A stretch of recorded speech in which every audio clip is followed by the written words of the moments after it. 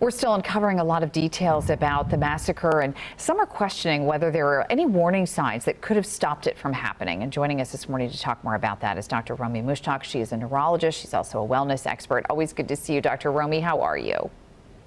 Amy, thank you so much for having me here this morning, looking at the images of the children. You know, you and I have been working together for over 5 years, and I want to model as a brain doctor that it is okay to say that we are grieving, we are sad, we are in shock. I'm having difficulty controlling my own emotions looking at those images right now. You know, and I think, too, that we have come to a point where I think people worry that we've become desensitized because we go straight from, we don't even go into the mourning mode. We skip right into the political aspect of it. It's really frightening. No, Amy, I think what we need to stop and take a pause here and understand is when people start to argue, we can all find something to argue about with one another these days. It's really that we're not processing our own emotions and grief and shock and terror. And we need to model that as adults, especially for our children that are watching, to say it's okay and understand that this is not the time to project that anger, but to just talk about it the way you and I are right now. Right, because that's healthy, right? If you skip over that step, I feel like you're not going to be in a good place mentally. Absolutely. So, you know, we talk about this and then go to what we need to for our children. So step one is getting check of your own emotions, Amy, that we talk about. And, you know, this is a fluid news story that has constant updates. And, you know, we aren't immune to it because we haven't had a massacre that has involved children like this since Sandy Hook. And there are children that are involved in shootings throughout the United States. I want to be clear.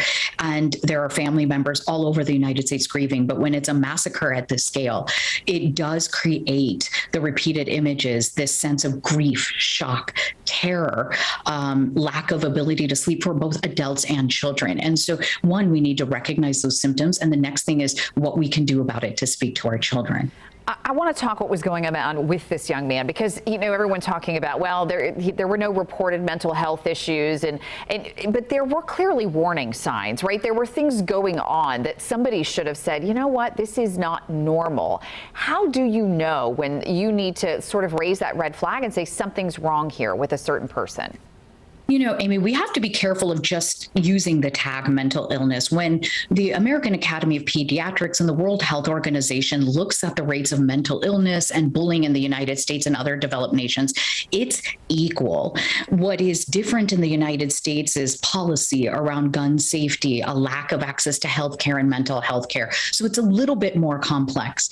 But what do you do when you look at studies that have been done by the FBI and other agencies?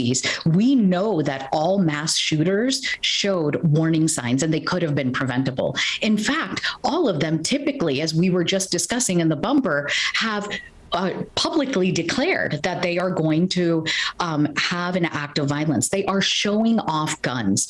The other thing is, remember, these are troubled individuals. They typically will socially pull back from school, from work, stop showing up. And as we're learning more news items about this ongoing crime scene, we are seeing that this, in fact, was what the shooter was exhibiting: self-harm, pulling away from society.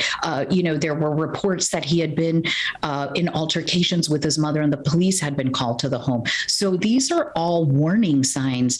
Along with that, see something, say something. Yeah, it's just, the whole thing is just hard to wrap our minds around. Dr. Romie, it's always wonderful to talk to you. Thank you so much for being with us this morning. Thank you, Amy. Take care.